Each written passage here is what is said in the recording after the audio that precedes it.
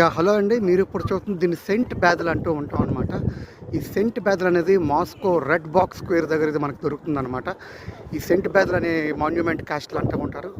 ఇది మీకు చూస్తే మనకి ఏదైనా గుర్తొస్తుందో చెప్పండి. యూఎస్ఏలో ఉంది కదా వాల్ట్ డిస్నీ, అలా మీకు గుర్తొచ్చే ఉంటుంది. దీని పక్కన చూస్తే మాల్స్ ఉంటాయండి. ఇటు పక్కన చూస్తే చర్చెస్ ఉంటాయి, అలాగే క్లాక్ టవర్ ఉంటుంది. అటు పక్క చూస్తే మన మాస్కో పార్లమెంట్ కూడా ఉంటుంది.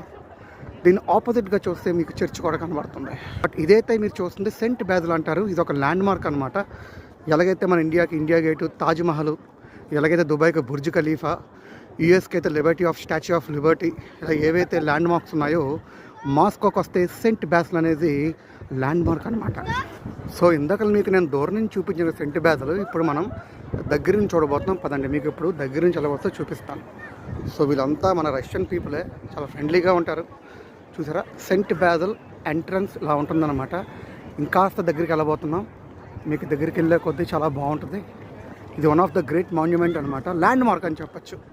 ఎవరైతే మాస్కోకి వస్తారో, రష్యాకి వస్తారో ఖచ్చితంగా ఈ సెంట్ బ్యాథల్ అనే క్యాస్టల్ చాలా చాలా చాలా చాలా ప్రసిద్ధి, అంటే ఫేమస్ అనమాట. ఐ థింక్ మీకు ఈ వీడియో నచ్చింది అనుకుంటాను. ఎప్పుడు మీ ప్రేమను ఆకాంక్షించే మీ నందు సైనింగ్ ఆఫ్. Thanks a lot.